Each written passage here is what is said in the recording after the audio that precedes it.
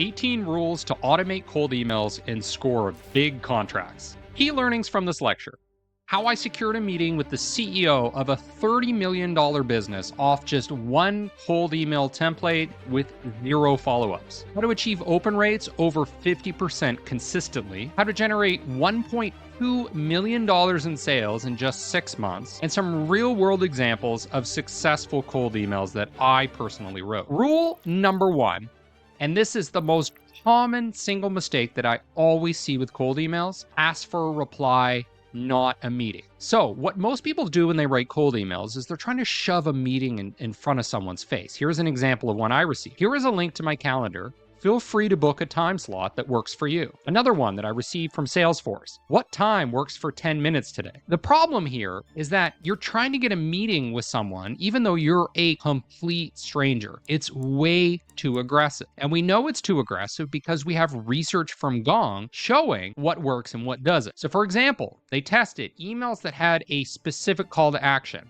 So that would be like, what time works for 10 minutes today? They tested another one with an open-ended CTA, which would be like, book time on my calendar. And then they tested a third call to action, which was just asking for interest. And you can see that asking for interest, way more effective than pushing aggressively for a meeting. An example of this is a very short cold email that I sent. You can see it right here. It's an automated one. And at the very end, I said, are there any marketing challenges you'd like to get advice on? Basically, I'm just asking for interest. I'm trying to get a reply, not a meeting. Here's another example where someone cold emailed me: let me know if you would like more details. Very, very effective. Rule number 2, show your credibility.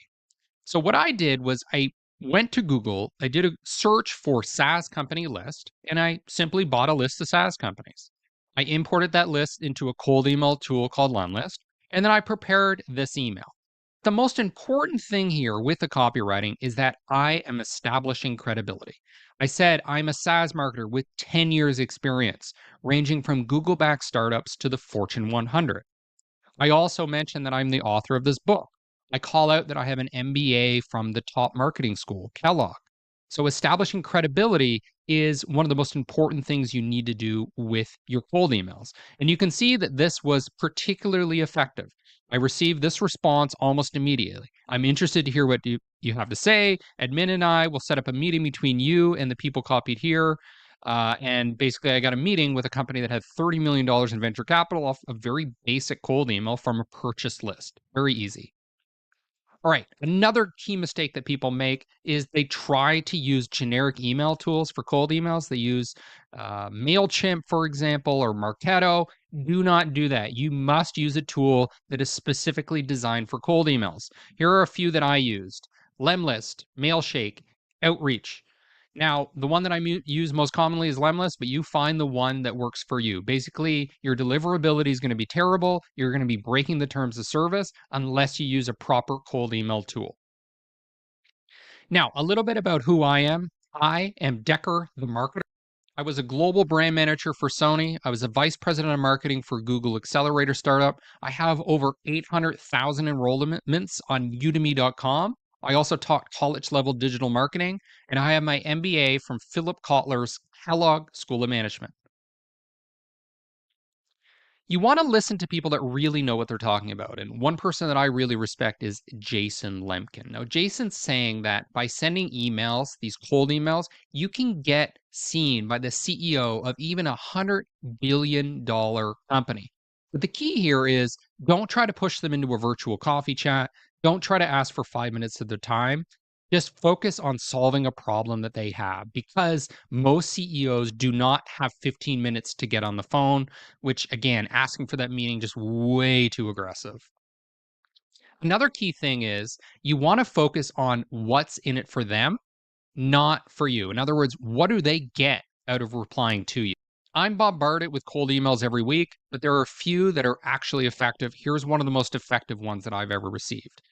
Bullet point: receive a creator bonus of $500 for your early bird support per course. Receive monthly revenue. They handle the migration process. Extend your current assets into a new market and keep 100% of the IP. And there's nothing that's more in it for them as pure money. If you are guaranteeing them money, make that the frontmost thing. And often people are successful by simply paying people to attend a meeting because it's showing you respect their time. You're going to reimburse them for their time. I ran a test years ago when I was trying to do research for this clinic, and one email focused on giving them a Starbucks gift card for their feedback, and the other was just a request for help. And you can guess which one outperformed. It was the one where we're offering the $25 Starbucks gift card because it focused on what's in it for them, very little about what's in it for the company. Another successful approach is to email influencers. I use this tool called SparkToro. It's a great way of finding who the top influencers are in any category.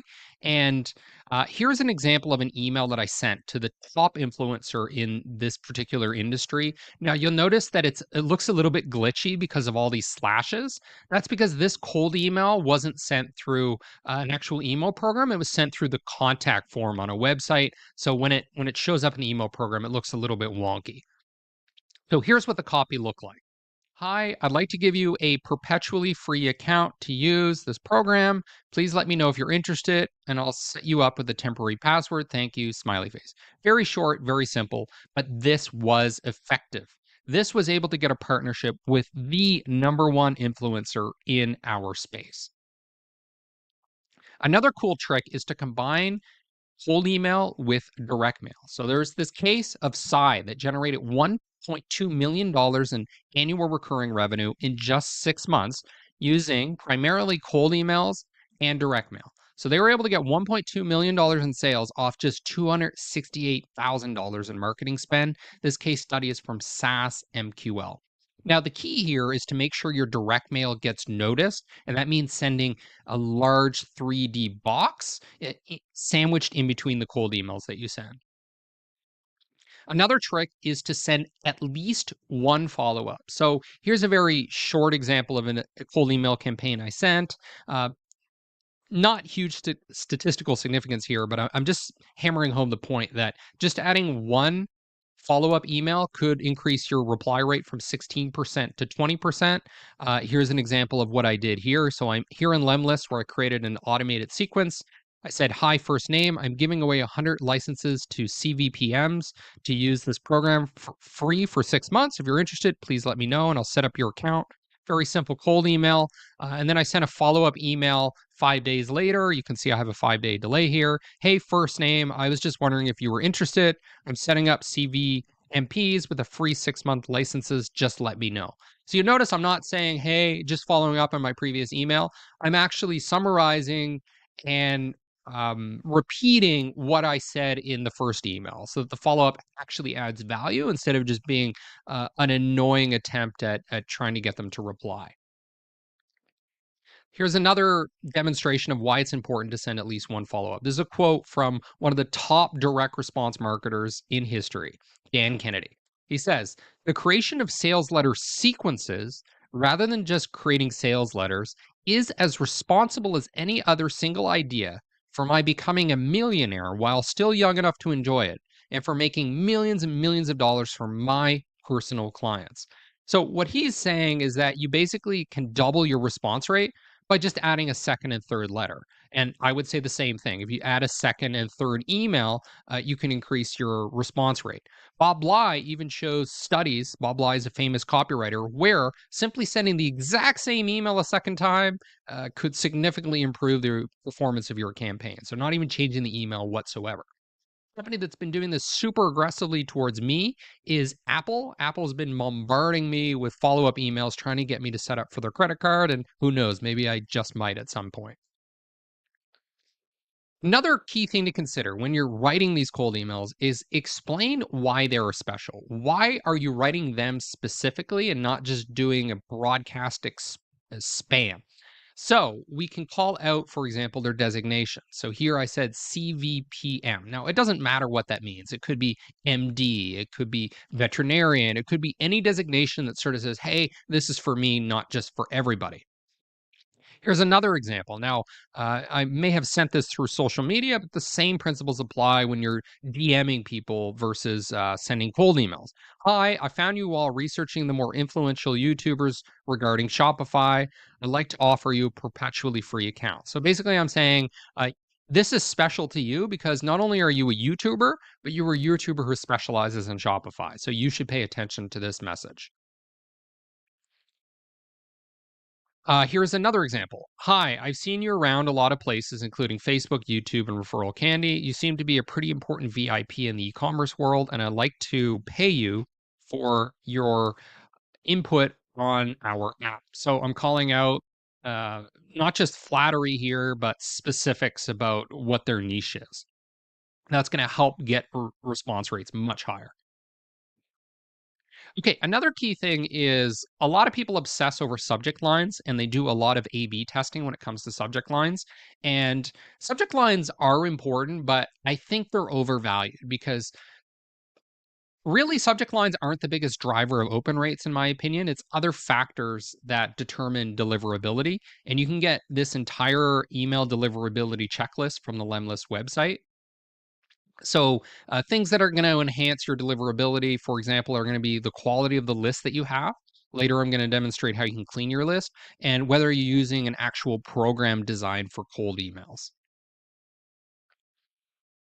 Now, to mitigate your risks, one thing that I suggest is that you do not use your primary domain. The reason is that it could be risky if your main domain, if your main website is going to get blacklisted. So you can go to a place like Squarespace Domains and you can go and purchase a new domain that can be the one you specifically use for sending cold emails. So, for example, if I own Decker.com and that's my main website, I'm going to send my cold emails from Decker.page. So the reason I'm calling out Squarespace here is because they've purchased Google Domains, and that just seems like a pretty easy choice to go to. Another good tip here, and this comes from A Guide to Cold Emailing from Harvard Business Review by Tucker Max. Be appreciative and a little bit vulnerable. I would even go so far as to say you should be slightly submissive. So you don't want to seem like this overly dominant person that's forcing people to reply to you, forcing them to get a meeting with you. Saying things like "thank you so much" with an exclamation point could double your response rate. Say things like, "I would really appreciate if you wouldn't mind, if it doesn't take too much time, if you could just give me some thoughts on this." If you could say something like, "I'm a student," or "I'm just doing some research," or "I really don't know what I'm doing," making yourself seem almost slightly pathetic so that they're helping you. Now, don't lie at all. Just be very appreciative, be very polite, and demonstrate that you really value their time. Another key to success with cold emails is really just getting a good list.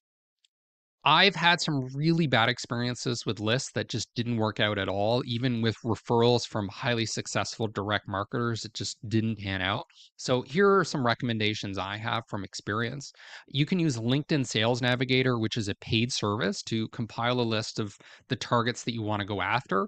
And then, what you can do is extract the emails from LinkedIn Sales Navigator using a tool such as scrap.io. And then you can build your list that way. You can also build a list manually or hire somebody on Upwork or Fiverr by scraping association websites. So a lot of people have their emails publicly listed through like real estate associations or certain medical associations. Just go grab the emails from there, and then you know they're probably going to be pretty credible. I would say, in general, if you're going to just purchase a list outright, get it from a specialized list seller. So, for example, if you want a list of e-commerce companies, do a Google search for e-commerce company email list and find the companies that specialize in that industry. Going to generic list brokers, from my personal experience, has not been the best. The specialists are where it's at, and you only find the specialists by doing Google searches. So it's pretty simple. Now, there's a basic formula we can use as a way to write a cold message to a potential prospect, and it's this. It's a classic copywriting framework that has been slightly modified. So it's problem, agitate, solve, but the more elaborate version is problem, agitate, discredit, solve, and then prove. So by discredit here, I mean discredit alternative solutions to their problem. And then prove is basically just prove that you can actually solve their problem. So here's an example. I'm talking about veterinarians and how They aren't going home early because they're staying up late doing paperwork. So that's the problem. I'm agitating it by saying that could lead to burnout. I'm discrediting doing manual reporting as a solution. I'm presenting dictation as the solution. And then I'm proving that dictation is effective by using research from the Journal of Medical Internet Research, and also proving it by using a quotation, a testimonial from an actual veterinarian. Now, as you start to launch your cold email campaigns, it's going to be important that you measure success appropriately. And often, what people do is they measure campaigns ineffectively. So, they're going to measure it looking at things like clicks, open rates, reply rates, maybe MQLs, SQLs, etc. And it doesn't hurt to track all of these things. The problem is that emails that are most likely to get open aren't necessarily the ones that are most likely to generate sales. I would rather have a lower open rate, a lower click rate for something that get me more large contracts. So that's why you need to go deeper into the funnel to what I would say is the gold standard for measuring the success of cold emails in most cases, and that's SQOs, sales qualified opportunities, which is what you might refer to as pipeline revenue. And what an SQO is, an opportunity, a sales opportunity, is basically a prospect that has a high probability of buying in the next few months, whether that's with you or with a competitor. So that's what I would optimize your emails for. Are you getting meetings with people that are going to be making a purchase fairly soon? Now, I'm going to give you 6 pieces of advice from Gong. So Gong has done a lot of quantitative research on what works and what doesn't with cold emails. And here are some basic takeaways. So number 1, your cold email should be about 30 to 150 words. Number 2, don't talk about ROI. A lot of people talk about ROI, but it's too early in the conversation. It's not really what people want to hear. It's more about the approach that you're taking to increase the ROI, not the ROI itself. Number 3, I've already mentioned this. Don't ask for a meeting. Number 4, don't ask for thoughts. That's a trick that some people use to try to get response. What are your thoughts? Number 5, don't guilt buyers. And number 6, use a nicety. So a lot of kind of small talk, wordy, flowery language in emails that may seem like a distraction, seems like a waste of time. It's actually quantitatively proven that people are more likely to respond to that. Which gets to the point earlier from Harvard Business Review, where we're talking about being very appreciative and almost slightly submissive. I mentioned earlier that you do not want to use your primary domain when you're doing cold emails. So that means you need to go and purchase a new domain, or maybe you have a secondary domain you already have. But once you have that and you created a new email, you need to warm it up. And cold email programs are going to have an automated way of warming it up, where they're going to send emails out at intervals, and they're going to get people to respond to the emails to establish the credibility of your new email. An example here that I use is this LemWarm, which is available through Lemlist. And I run that for a couple of weeks to warm up a domain. And then I start sending the cold emails. I might start sending maybe 30 a day. The second week, improve that up to 70. And then eventually get up to around 200 emails per day going to my cold email list.